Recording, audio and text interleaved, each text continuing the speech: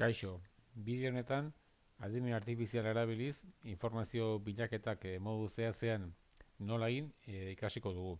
Eta horrez gain, lorturiko informazio horren gaineko hausnarketa bat egiten ere ikasiko dugu. Informazio hori baliagarria izango zaigun ala ez erabakitzeko, iturri egokeitatik etorri den eta benetan fidagarritasuna daukan ala ez, pixkat jakiteko lanketa bat egingo dugu.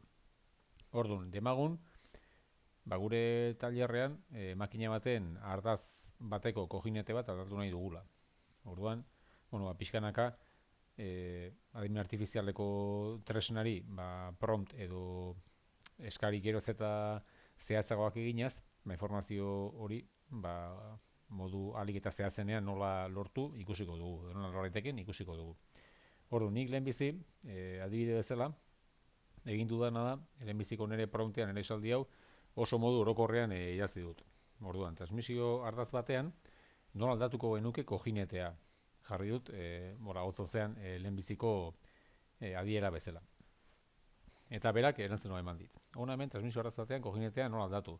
Daiteken modu orokor eta seguruan. Ez da ibilgailu edo makina zehaz baterako gida tekniko osoa. Hau da, beragia esaten digu, modu orokor batean mandako informazioa ari zaigula itzultzen. Baina urrats nagusiak eta kontuan hartu beharreko puntuak azaltzen ditu.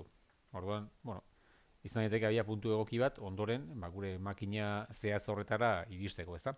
Orduan, beharrezko tresna zintzu diren, torloju laskagailuak, aingura, euskarria, errodamentu ateraila, martillo leuna edo gomazkoa, errodamentu berria, koipagailua, segurtasun metarroko eta eskularruak, beharko genuken tresneria. Eta, urratsez urratz, pausoz pauso, jarretu beharreko prozeduraren gaineko puntuak azaltzen dizkigu.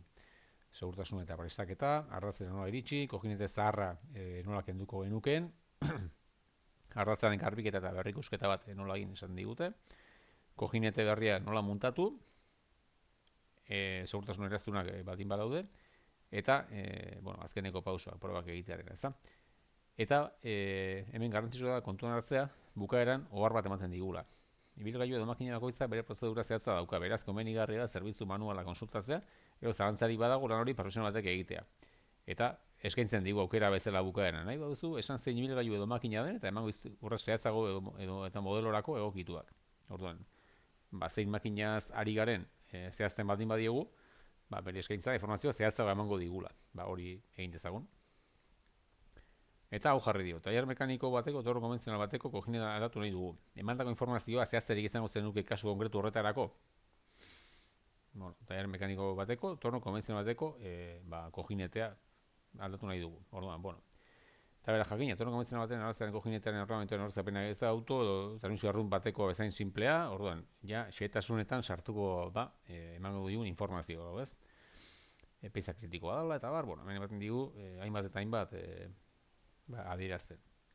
Orduan, hemen ia prozesua modu zehatzagoan azalduko digu, eta hemen tornoan arabera hartzaren multzoan nola iritsi, desberdin izango dela esaten digu, Pinatxo, TOSK, CNV, Ernaut edo Colchester markako tornoak izan ezkero, eta hemen importante da bukaeran zer jarriko digun ikustea.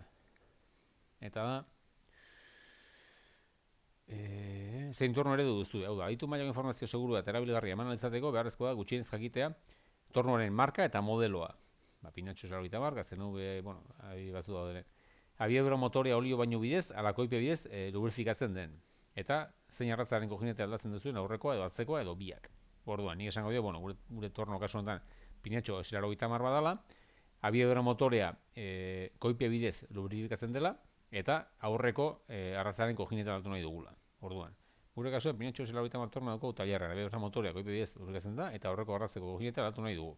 Orduan, ia azkeneko espezifikazio hauekin, emango digun informazioa askoz zehatzagoa izango da. Ia torno honetarako egokitu baitu prozesuaren pauso zerrenda hori, ezta? Orduan, Pinatxo esarogita mar, aurreko ardatzeko errodamentuaren konfigurazio orokorra zertan dan azalduko digu lehenengo, zer egiaztatu beharko dugun, eta aurreko errodamentua aldatzeko ikuspegi seguru bat, baina maila kontzeptualean bakarrik. Orduan, hori aurretik ere eman digulako bezalako pausoen bidez, ezta? Orduan, hemen ia bukanan ematen dugu eskaintza bat, zer eman zait urrengo pausoan.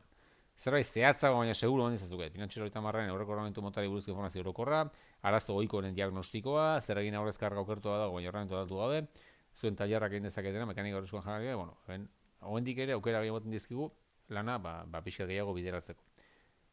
Ikusten zuen bezala, pronta, zenbat eta zehatzago jartzen joan eta zenbat eta gehiago sakondu elkarrezketa horretan, gero eta informazio gehiago lortuko dugu.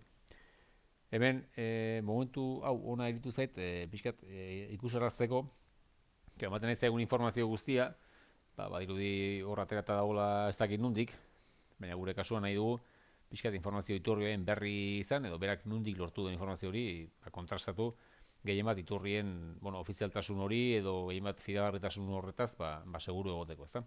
Orduan, emandan informazioarekin aski da, baina nahi genuke iturri ofizialak aipatzea, webgune espezializatuak eta informazioa nondik atera duzun aipatzea. Orduan, eta hemen ja iturri nagusiak erabilituenak, NSK erakundearen Machine Tool Spindle Peer International montan egit, liburuskatik atera du, hemen dago lotura, Replacing the Spindle Peer, beste argitalpen bat, bere loturarekin, artikulu espezifiko bat, how to check it late Spindle Peer Instrument for Problem Failure. Orduan, hainbat eta hainbat iturri dazkago hemen, bakoitza bere web elbidearekin, ezta?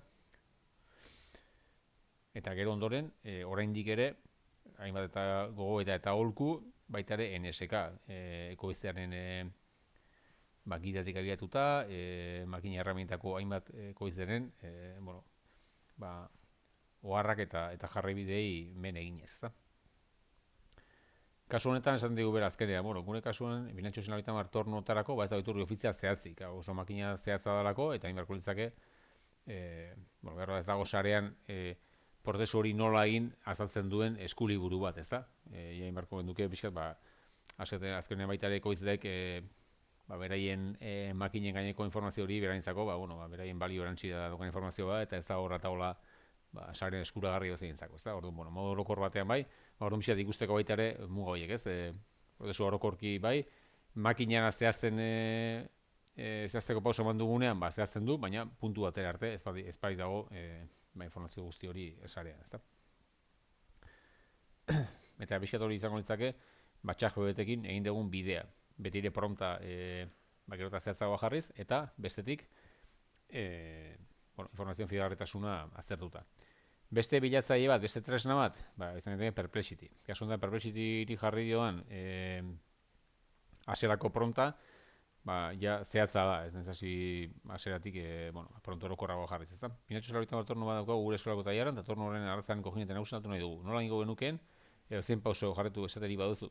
Orduan, tornoa zein den esan diogu, eta hortik aurrera beak ematen dugu informazio zehatzagoa. Honen kasuan, Perplexityn kasuan, iturriak aipatzen ditu bertan. Hori ere, abantaila bada, pixkat pausoak ikusten goazen eran, iturri horiek nondik etorri diren baitare jakiteko.